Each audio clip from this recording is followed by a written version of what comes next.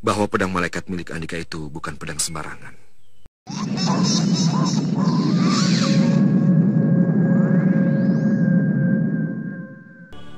Saya ingin membawa Kamasutra, Guru. Jangan! Kamasutra pendekar yang berbahaya. Aku lihat dia menyembunyikan kehebatan dan kesaktiannya. Dia bukan tandinganmu. Kalau di sini, sewaktu-waktu dia berontak, aku dengan cepat bisa melumpuhkannya. Baik, Guru. Di awal episode ini, kita langsung menuju pada Nyi Blorong yang di saat itu sedang memasuki ruangan tempat penyekapan Kamasutra yang sebelumnya telah dikalahkan oleh Mak Lampir secara licik.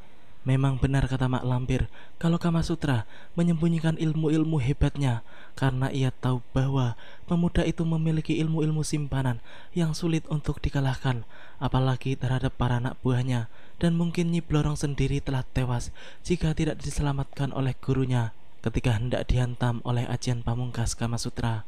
Wanita itu pun kini sedang merayu Kamasutra untuk mau menjadi pendampingnya. Perlahan-lahan ia mengerahkan ajian asmaranya untuk menaklukkan sang pendekar. Akan tetapi, sebelum Kamasutra benar-benar terbuai oleh rayuan wanita setan itu, tiba-tiba saja datanglah biksu Tibet yang hendak menyelamatkan sahabatnya. Kurang ajar. Makhluk apa itu?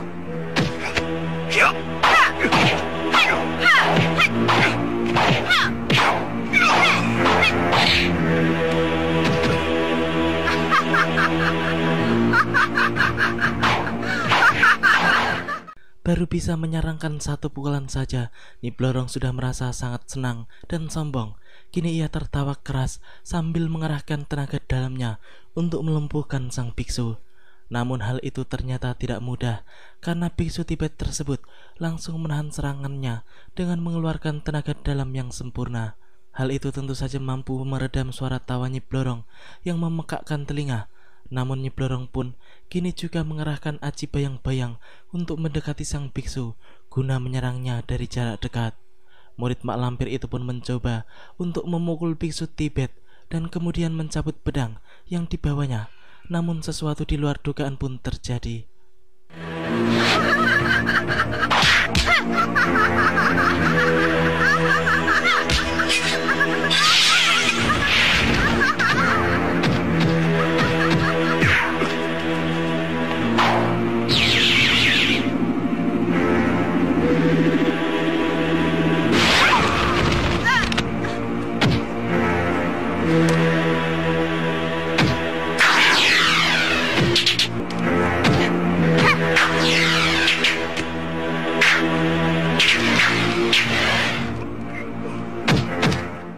Nyi Blorong pun kembali mengeluarkan tawa kerasnya.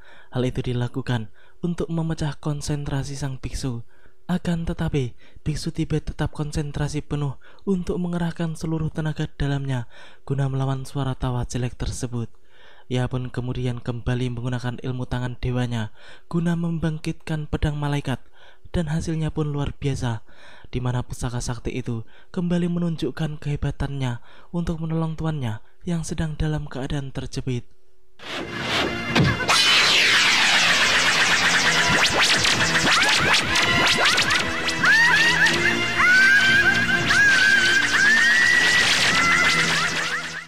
Akhirnya, Nyi Blorong pun dapat dikalahkan biksu Tibet. Lalu sang biksu pun segera membawa Kamasutra menjauh dari tempat terkutuk itu. Akan tetapi, mendadak saja Mak Lampir muncul menghalangi. Nenek peot tersebut pun mengatakan bahwa Kamasutra adalah miliknya karena telah menjadi tawanannya. Biksu Tibet menjawabnya dengan tenang bahwa Kamasutra adalah orang baik yang harus diselamatkan. Sang biksu pun langsung mengetahui bahwa Mak Lampir adalah orang jahat walaupun mereka belum pernah bertemu sebelumnya. Akhirnya, mau tidak mau pertarungan pun terjadi di antara keduanya. Mereka saling mengadu ilmu kanuragan dan keduanya terlihat sama-sama alot. Gerakan mereka sama-sama cepat dan tangkas. Mereka saling menyerang dan bertahan dengan sempurna. Namun hal itu tidak berlangsung lama karena kemudian Mak Lampir langsung menggunakan ilmu kesaktiannya untuk menyerang biksu Tibet. Hal itu dilakukannya juga untuk mengetahui sejauh mana kekuatan lawannya.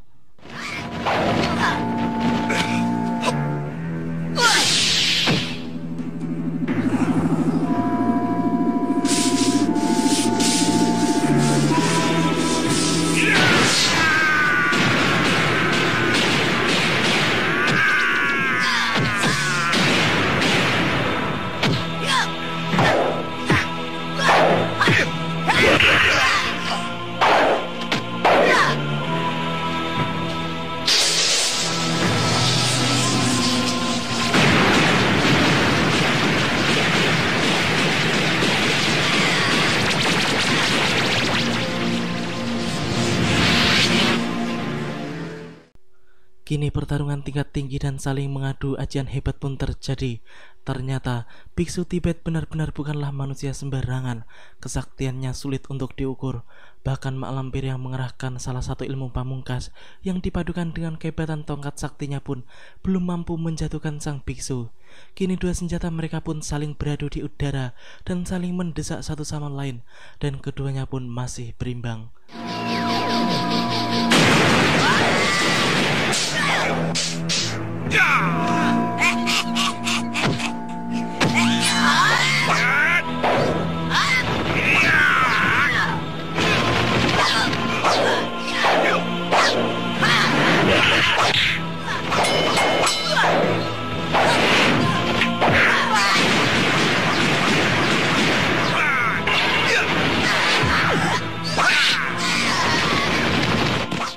Akhirnya, mak lampir pun langsung tidak sadarkan diri setelah terkena sabetan jarak jauh pedang malaikat yang memiliki kekuatan setaraf dengan cemeti Amarasuli, sehingga membuat nenek setan itu menjadi pingsan.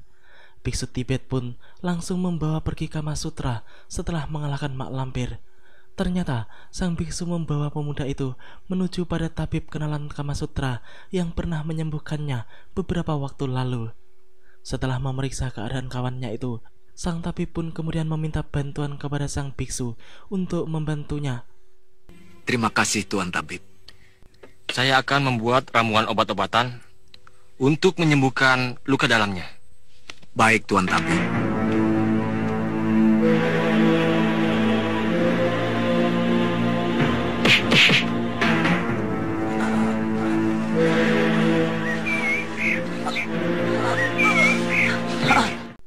Mak lampir sepertinya terluka sangat parah akibat serangan pedang malaikat. Begitu juga dengan Nyi Blorong yang di saat itu sedang disembuhkan oleh kawan-kawannya, karena ia juga sempat terkena serangan pedang malaikat. Hanya saja ia lebih beruntung karena tidak terkena langsung sabetan pedang sakti tersebut. Para anak buah mak lampir itu pun tampak sedikit khawatir dengan keadaan gurunya, karena lawannya kali ini sangat hebat, bahkan mungkin lebih hebat dari mak lampir sendiri. Sementara itu, Kamasutra telah sadar dari pingsannya, dan kini ia sedang meminum ramuan dari sang tabib. Sudah. Aku sudah sembuh. Saya menjadi semakin yakin bahwa pedang malaikat milik Andika itu bukan pedang sembarangan. Benar. Pedang malaikat adalah pedang yang langka, khusus diciptakan oleh guru saya untuk menumpas kejahatan para durjana dan ancaman bagi kedamaian umat manusia. Kenapa kalian ketakutan sampai meninggalkan mereka dan kembali ke sini? Kini kita menuju pada dua anak buah Nyi Blorong yang menyamar sebagai anak dan istri Kiai Jamas. Mereka kini melaporkan bahwa sudah banyak dari pendekar golongan putih yang mengetahui kedok mereka berdua, walaupun Kiai Jamas sendiri belum mengetahuinya. Lindu Aji, Rindi Antika, Basir dan Bagus Sajiwo adalah deretan nama pendekar golongan putih yang telah mengetahui siapa mereka sebenarnya. Mereka pun kini sedang diburu oleh para pendekar tersebut. Nyi Blorong pun kemudian mengatakan bahwa jika keduanya mampu meniupkan bubuk ramuan dalam botol yang diberikan olehnya beberapa waktu lalu, maka Kiai Jamas tidak akan percaya pada siapapun kecuali pada mereka berdua. Di tengah pembicaraan mereka, tiba-tiba saja datanglah mak lampir yang dalam keadaan terluka parah. Apakah maling yang membebaskan Kamasutra itu sakti mandraguna, sehingga guru mengalami luka dalam yang parah? Dia itu bukan maling. Dia pendeta. Pendeta? Dia punya senjata yang sakti luar biasa. Aku harus bisa merebut senjata sakti itu untuk melawan cemeti Amarasuli milik Sembara.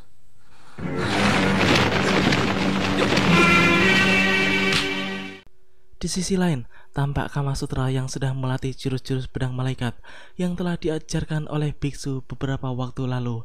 Ia pun mendapat pujian setinggi langit dari pemilik jurus pedang tersebut, karena dengan mudah pemuda itu berhasil menguasai jurus-jurus pedangnya.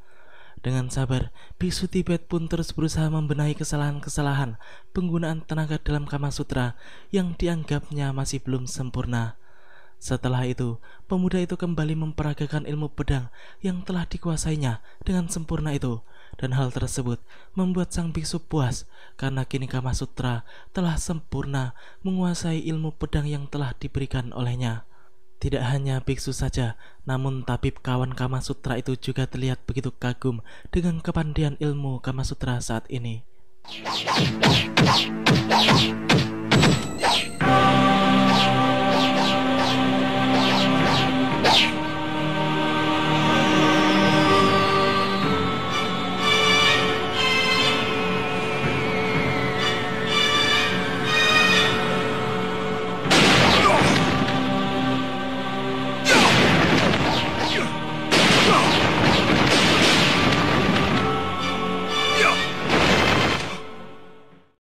Kini kita menuju pada Basir yang di saat itu sedang bermalam di hutan bersama dengan Lindu Aji. Mereka membakar hewan buruan sambil bercerita pengalaman masing-masing ketika mereka terpisah cukup lama. Lindu Aji kemudian memperingatkan Basir bahwa Kenting Sari adalah makhluk siluman dan bukanlah manusia seutuhnya, sehingga pemuda itu harus kembali mempertimbangkan segalanya jika ingin menikah dengan mantan murid Mak Lampir tersebut. Awalnya Basir tampak kesal dengan penjelasan Lindu Aji. Ia merasa tidak terima kekasihnya dijelek-jelekan oleh Lindu Aji. Namun lama-kelamaan si gendut itu pun menjadi sadar juga bahwa tidak mungkin ia menikah dengan bangsa siluman. Iya ya, dia pasti rendah diri karena tidak sama dengan yang lain. Pasti dikucilkan. Oleh karena itu, Sir, pikirkan masak-masak. Ambil keputusan yang paling baik, ya. Sementara itu, Mak Lampir yang baru saja selesai bersemedi untuk menyembuhkan luka-lukanya pun langsung disambut oleh para anak buahnya. Murid-murid Mak Lampir itu pun sangat penasaran dan ingin mendengar cerita dari mulut gurunya langsung tentang kesaktian biksu Tibet yang telah mampu mempecundangi guru mereka itu, terutama Nyi Blorong yang juga sempat bertarung melawan sang biksu dan hampir saja tewas jika tidak ditolong oleh gurunya. Dia punya pedang malaikat. Hah? Pedang malaikat? Nama yang menakutkan. Ya. Sebelumnya aku tidak pernah merasakan senjata yang sakti mandraguna seperti senjata itu. Dengan pedang malaikat aku bisa mengalahkan cemeti amal rasuli milik Sembara. Kami siap, Guru. Tapi tidak sekarang. Karena pendeta sakti itu sudah pasti sekarang akan mempertahankan miliknya mati-matian. Dan kalian jangan bertindak sembrono, karena kalian akan mati konyol. Lagi-lagi si Lampir akan menggunakan tipu muslihat untuk menundukkan biksu Tibet. Ia pun memerintahkan para anak buahnya untuk menyelidiki keberadaan sang biksu. Dasar golongan hitam memang pengecut. Mereka kalah bukannya mencari cara untuk mengalahkan sang biksu, namun mereka justru ingin merebut pusaka orang asing itu. Kini kita kembali lagi pada Kamasutra, biksu Tibet dan Kitabib yang di saat itu Kamasutra dan biksu Tibet sedang berpamitan untuk melanjutkan pengembaraan. Sang biksu pun kemudian memberikan hadiah berupa emas kepada Kitabib. Namun lelaki itu menolaknya dengan alasan yang luar biasa, walaupun kemudian akhirnya mau tidak mau ia tetap harus menerimanya. Ini emas, barangnya mahal.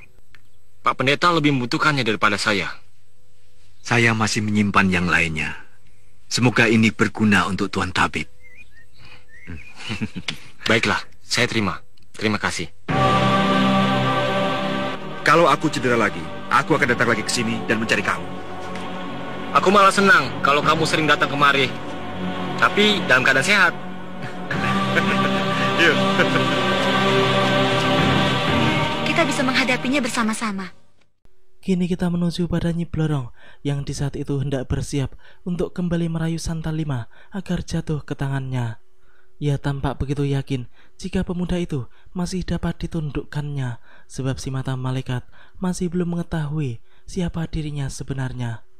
Sementara itu, Mak Lampir yang kini telah mengumpulkan sekutu-sekutunya pun sedang berpidato bahwa ia akan membangunkan dan membuat Kirandong kembali patuh kepadanya, dan mereka harus keluar dari ruangan itu terlebih dahulu agar tidak menjadi santapan Gerandong ketika bangun nantinya, sebab makhluk tersebut akan merasa sangat lapar serta haus luar biasa ketika ia sadar nantinya.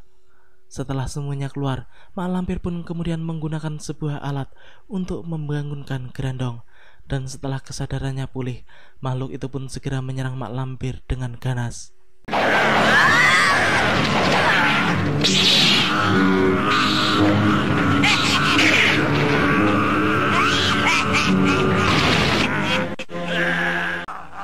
Sekarang kau jadi mulut dan kaki tanganku. Ya?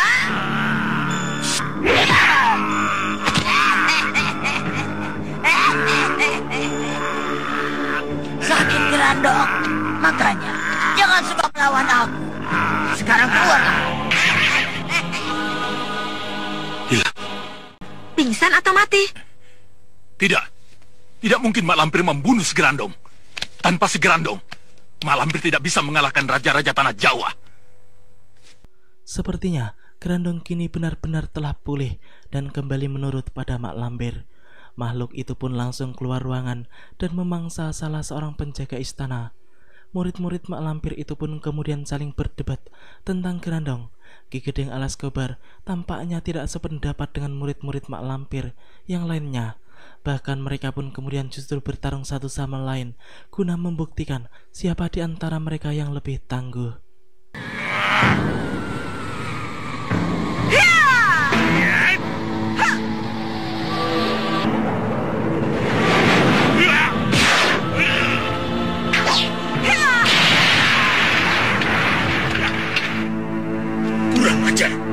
Kenapa kalian berkelahi? Dia yang mulai duluan. Demikianlah alur cerita di episode kali ini. Nantikan kelanjutan kisahnya di episode yang akan datang. Terima kasih bagi teman-teman semua yang udah mau nonton. Jangan lupa subscribe dan share dan juga nyalain notifnya. Assalamualaikum warahmatullahi wabarakatuh.